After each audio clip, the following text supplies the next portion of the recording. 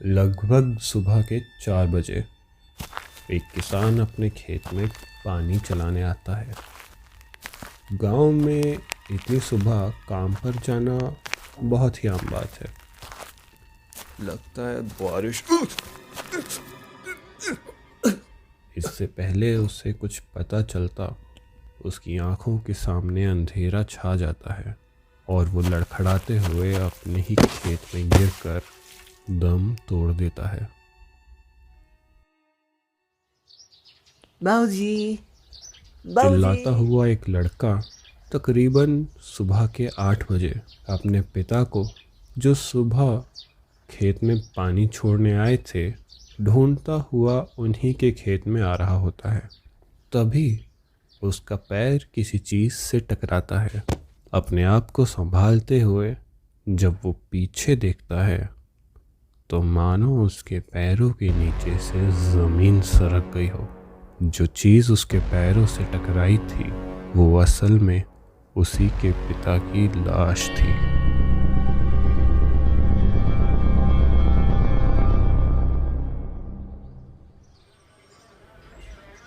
आज सुबह police station का माहौल कुछ बेचैनी भरा था।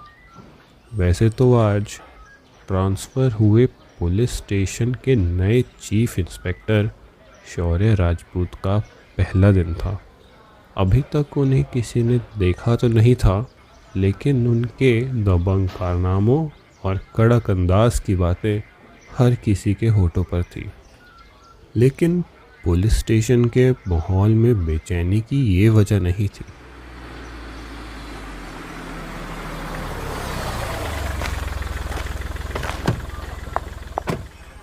जय हिंद सर, वेलकम सर। जय हिंद, जय हिंद। क्या नाम है आपका? सर यशपाल। यशपाल जी, हफ्ड़ा तफड़ी कैसे मची हुई है? सब ठीक तो है ना? कुछ ठीक नहीं है सर। जिस गांव में चोरी 20 साल में एक बार हुआ करती थी, वहां आज हमें 8 लाशें मिली हैं।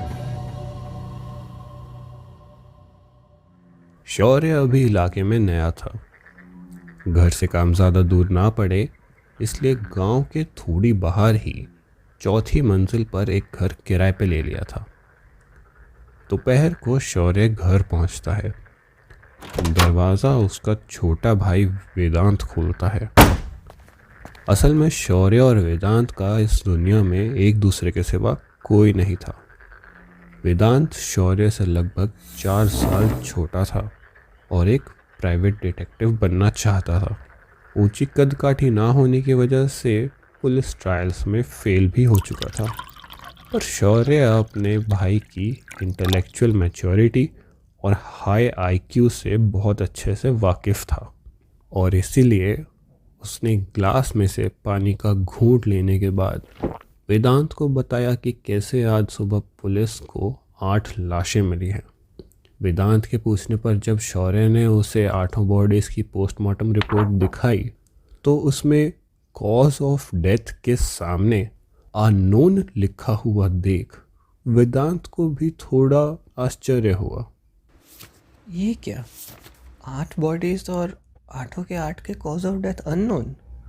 आई थिंक ये किसी पोटेंशियल गैंग का काम है और वो कुछ ऐसा यूज़ कर रहे हैं जो अनडिटेक्टेबल है।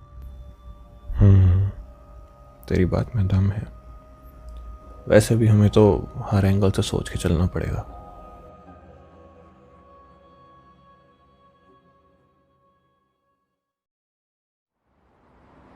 शौर्य, तुम वहां क्या झक मारने के लिए बैठे हो? पिछले 3 दिन से कभी 8, कभी 4, कभी 1 लोग मर रहे हैं। तुम्हें कुछ आइडिया है सीएम साहब कितने गुस्सा हैं? तुम आखिर कर क्या रहे हो? सर हम पेट्रोलिंग कर रहे हैं, पर अभी तक कुछ मिला नहीं है। तुम्हें पता है तुम्हारी लापरवाही के चलते लोगों ने घर से बाहर निकलना बंद कर दिया है, और जो गलती से निकल जाता है उसकी सुबह लाश मिलती है। मैं जानता हूँ sir, and trust me, I am working on it. मुझे दलीलें मत दो, रिजल्ट्स दो। और ये कहकर आईजी साहब फ़ोन रख देते हैं। आज छठा दिन था। हर सुबह किसी न किसी की लाश मिलना मानो आम बात हो गई थी। गांव वालों ने डर के चलते शाम को घरों से बाहर निकलना ही बंद कर दिया था। सूरज ढलते ही गांव ऐसा लगता था जैसे मानो किसी ने गांव की सांस ही रोक दी हो। आईजी साहब के प्रेशर और सीएम के गुस्से के चलते शौर्य ने अपनी ड्यूटी एक्सटेंड करना सही समझा और शाम को 6 बजे से सुबह के 6 बजे तक का ड्यूटी स्लॉट ले लिया। अब इसे खुशकिस्मती कहे या इत्तेफाक, अगले 10 दिन ना ही किसी की लाश मिली और ना ही किसी की मिसिंग कंप्लेंट आई। शौर्य के मन में एक ख्याल उसे खाए जा रहा था। उसे लग रहा था कि सिर्फ लोगों के ना मरने से इस केस में उनकी जीत नहीं है। हो सकता है ऐसा इसलिए हो क्योंकि लोगों ने घर से बाहर निकलना बंद कर दिया है, और क्या पता असली खतरा अभी भी बाहर ही हो।